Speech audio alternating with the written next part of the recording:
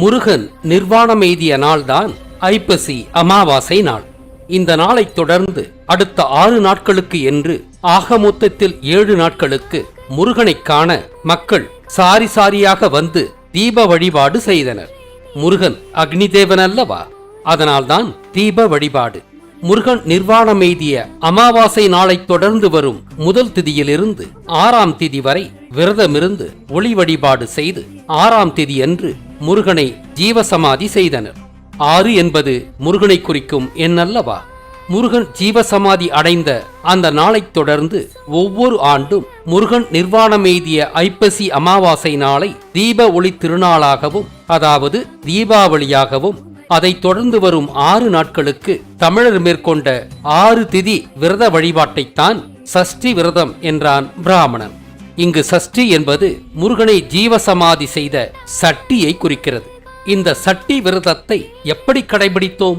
சஷ்டி விரதம் தொடங்குவதற்கு முந்தைய நாளில் பூசை அறையில் அருமுனை நட்சத்திர மாக்கோலமிடுங்கள்.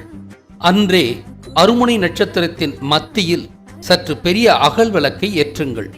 பிறகு அடுத்த நாளாகிய சஷ்டி விரதத்தின் முதல் நாளில் முருகன் உருவத்தை நோக்கியுள்ள நட்சத்திர முகத்தில் முதல் விளக்கு வையுங்கள்.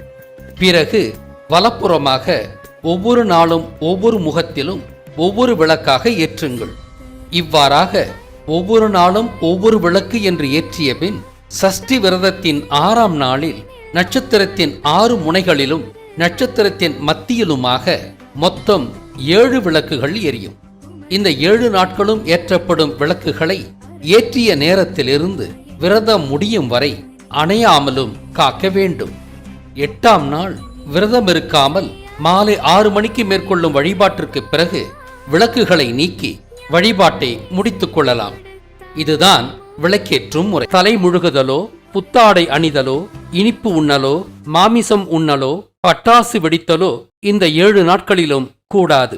இவற்றை செய்ய வேண்டிய நாட்கள் நரகாசூரன் எனும் பரசுராமன் தமிழரால் வதம் செய்யப்பட்டதை கொண்டாடும் டிசம்பர் 3, 4, 5 ஆகிய 3 நாட்கள் மட்டும்தான்.